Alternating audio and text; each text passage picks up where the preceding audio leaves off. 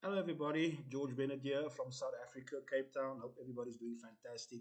Well, our election season is well underway. About almost 10 days to go before election day.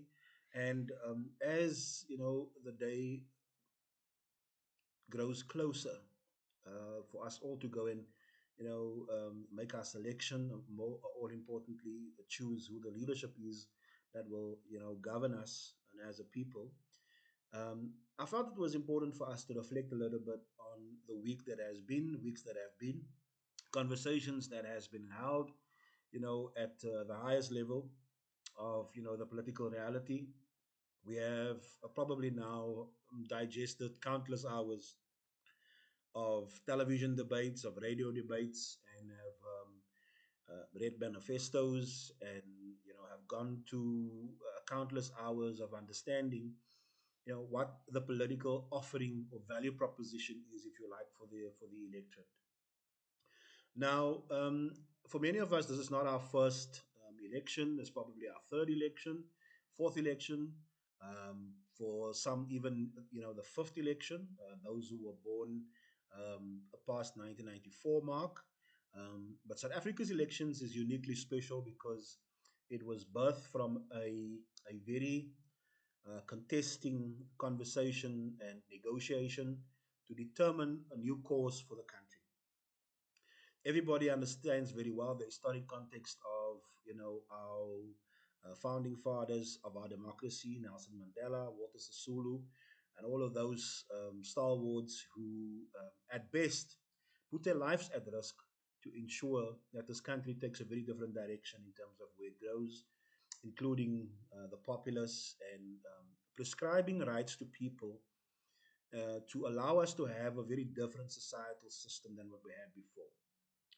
I think all of us can equally agree that before our system wasn't perfect. It divided us into racial classes, and it prescribed for that particular classes very different benefits in terms of education, in terms of economic opportunities, in terms of areas geographically where you should stay. And so South Africa, by its very self, suffers from that past where it was hugely divided. And we have begun that journey from 1994 onwards to break down the historic barriers of what our past has determined for us in terms of who we are and what we are. And at many situations, we have, received a great deal of success. I believe that the complexity of the mission has brought us to this point where we are having very different conversations. And at this particular point, what is particularly concerning to me is that we're not having conversations about how we're going to build successfully the new deal for South Africa. I'm not convinced that the current leadership that we have is having, the conversations about, what the lived experience are for our people. And I say this with a great deal of respect to those who have tried to position the conversation within the spaces where they are, because I would imagine that these spaces are conservative spaces. It is brought about by societal organizations that believe they have an investment stake in the democracy of South Africa. And I believe that they make a great investment to make these platforms available. And the leaders by them very selves, undergo a great deal of scrutiny internally before they go and engage the public on the conversations that they are going to have.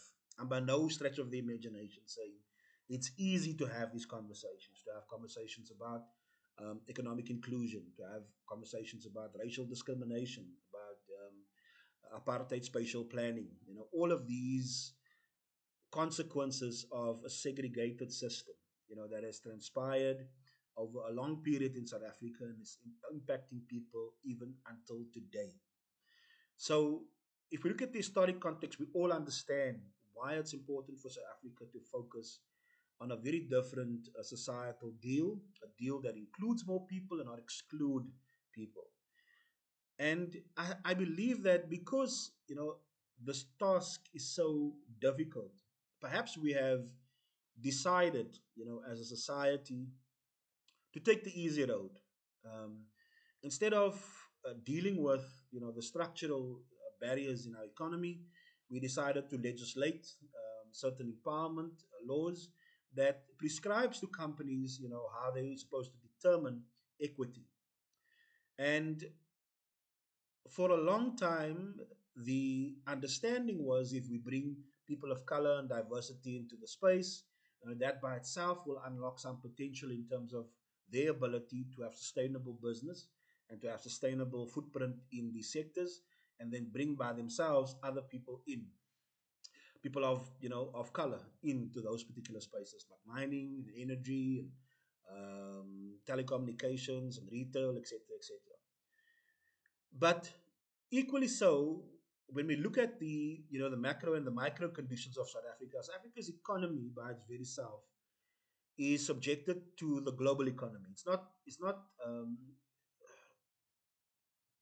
determined by its own domestic needs. So South Africa relies very heavily on exports. It relies very heavily on the uptake of its products and its produce and its labor. And so, for a long time, South Africa enjoyed a great deal of support from the global East and South and West because of the pricing differences between currencies and dollar and pound, and so it's much more favorable to buy in South African rands if you're buying in pounds, if you're buying any commodities from this country, if you're buying steel from this country, if you're buying gold, if you're buying iron ore, if you're buying coal, if you're buying diamonds, it's much more cheaper to buy it from this country. And therefore, most of the investors that have come and owned our mineral resources have been from that particular persuasion. They are the Anglo Platinums of this world. They are the BHPs of this world. They are the De Beers of this world, etc. So very little amount of ownership remains, from a local perspective, remains here in South Africa. Even though we have an exchange market, the JSE is an exchange market where they deal in securities, and people are able to actually, acquire individual securities from these companies. But the challenge is we assumed that everybody would have the ability either through their pension funds or through the income they derive from work to acquire these securities.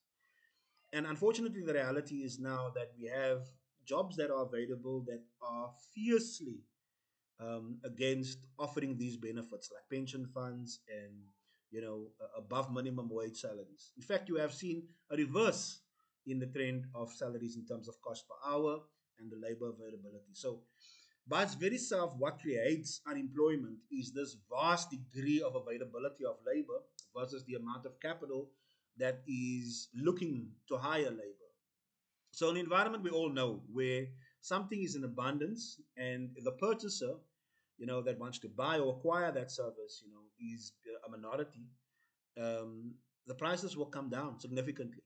And that actually determines, in many cases, why there's this deep concern for how we price the hourly wage or per monthly wage against our real commodities, which is the lived experience for many people. Now people go into the retail shops and the shopping malls, they are contending with the real prices. You understand? They are contending with the real prices. The cost of flour, the cost of beef. I mean, I was just a week ago. I was in a shop, and the cost of beef has now gone to 180 rand, 140 rand a kilogram for beef. So it tells you that the lived experience of many people in South Africa is not of one where they can afford to accept the wages that is on the table. And for that reason, many people then become dependent on the social interventions by the state, and the state will continue to have to make an investment to secure these people from being very vulnerable to poverty. It is also a fact that 5 out of 10 or 6 out of 10 people in South African homes do not have a accurate determination of where the next meal is going to come from. That's 6 out of 10 homes. And that's shocking for a country like that, South Africa, that enjoys these vast degrees of assets like tourism assets and gold and raw materials, etc., etc. So I suppose the question that's supposed to be asked um, by many of our politicians, and that is not something that I'm hearing coming out of their mouths, is how do we change the lived experience of our people on the ground? What are we going to do as people who are the legislators in a country like South Africa to ensure that we bring investors to the table that are willing to understand that we firstly have a developmental agenda before we talk about profits and all the other things and um, economic empowerment for black shareholders. Let's talk about the developmental requirement for being a partner, an investment partner in South Africa. In many situations, South Africa is experiencing the the consequences of underinvestment in rail, underinvestment in energy, underinvestment in education. We are many, many years behind the world in terms of technological development. Still today, coding is not a subject in our schools. Still today, programming is not a subject in our schools.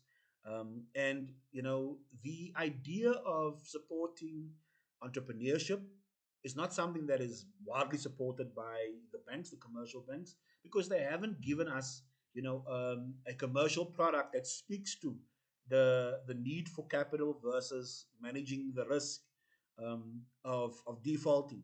Many of them remain conservative about why they should fund entrepreneurs that don't have any collateral. And so, for many people, the dream remains unrealized, and many people are suffering from not being absorbed in the formal economy through the job system, and now having all of this experience and skills, but not being able to articulate that from an entrepreneurial perspective. So, people are really stuck between a rock and a hard place.